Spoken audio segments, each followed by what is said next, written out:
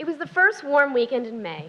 The ground finally thawed from one of the longest and coldest winters in New Jersey history. Birds squawked, and the kids were thrilled to be back outside. My second son, still a newborn, snoozed in a portable crib in the shade. And I was only just beginning to feel the first melting of the postpartum anxiety that had paralyzed me with outlandish fears and seized my heart in the middle of sleepless nights. We gathered with the neighbors who lived directly behind us on a street called Village Road. The sawzall shrieked against metal as it cut into the ancient chain-link fence that separated our backyards. For us, the fence was a tetanus shot waiting to happen. Our preschool-age kids had started climbing it, and we were tempting fate and emergency room visits by leaving it standing. So, we'd planned a Saturday for its removal in a neighborly joint effort. My boys hopped that fence a million times, my neighbor Dennis told me. He's my dad's age and one of the few left from that old guard. Now, we were replacing them on this little dead-end street called Kilburn Place. Young families with small kids from nearby New York City.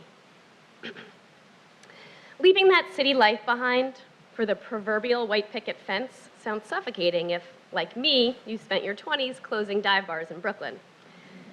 But I often say that our diverse and progressive town is the suburbs for people who collectively pretend we've not actually moved to the suburbs. Now, if you don't know the Jersey burbs, removing fences is somewhat unheard of. My parents are still in the same Central Jersey house I grew up in. But as each neighboring home changes hands, 6-foot privacy fences have replaced chain link, making their backyard a patchwork of mismatched barricades. Sitting out there now, you can hear neighboring kids splashing in pools or riding tricycles on their patios. It's like being stuck in a strange playtime penalty box. But in my town, 30 miles north, in these 2 square blocks, our kids are growing up differently. They run freely between the yards, sharing sprinklers and swing sets. And for us, the mothers in these families, we're raising these kids together. For us, it doesn't just take a village. It takes a village road and a Kilburn Place. We are comrades in arms. We are sisters in the battle to make it through the day with sanity intact. We wear the scars of sleepless nights, breastfeeding struggles, and the fear of falling short. We know yoga pants. We know self-doubt. We know spit-up covered nursing tops worn for the 3rd day in a row because, well, fuck it.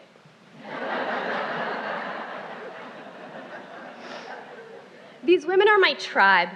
We're each other's support. We pick up one another's kids from school. We feed goldfish during vacations. We lend phone chargers, strollers, sticks of butter. It's probably hard to chuck the butter over a 6-foot privacy fence. There are spontaneous play dates, really big ones, and potluck brunches, and fire pit marshmallow roastings, and we've cried at one another's kitchen tables. Most importantly, we get together without kids or partners to eat cookies and cheese and drink wine, often from a box. We decompress, we laugh, we bitch, we discuss Common Core curriculum and Justin Timberlake.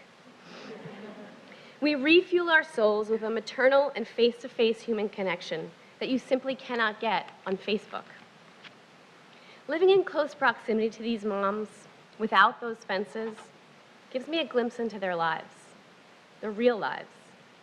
I see their tender moments band-aiding skinned knees, their pride as their girls learn to cross monkey bars alone. But I also see what their kitchens look like on a Tuesday afternoon. I watch their kids having meltdowns. I hear them bicker with their partners over parenting minutia.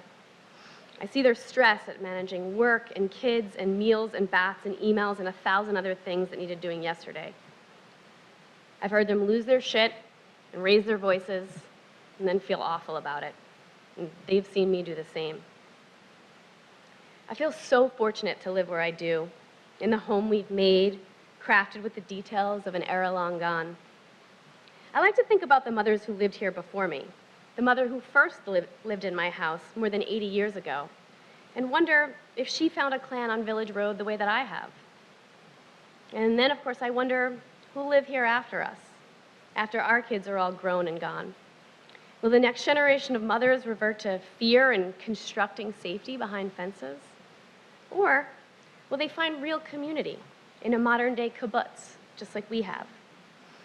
I think about this while we moms sprawl on back porch steps, watching the kids chase big soapy bubbles, sparkling in golden light of a late August afternoon, happy and fenceless.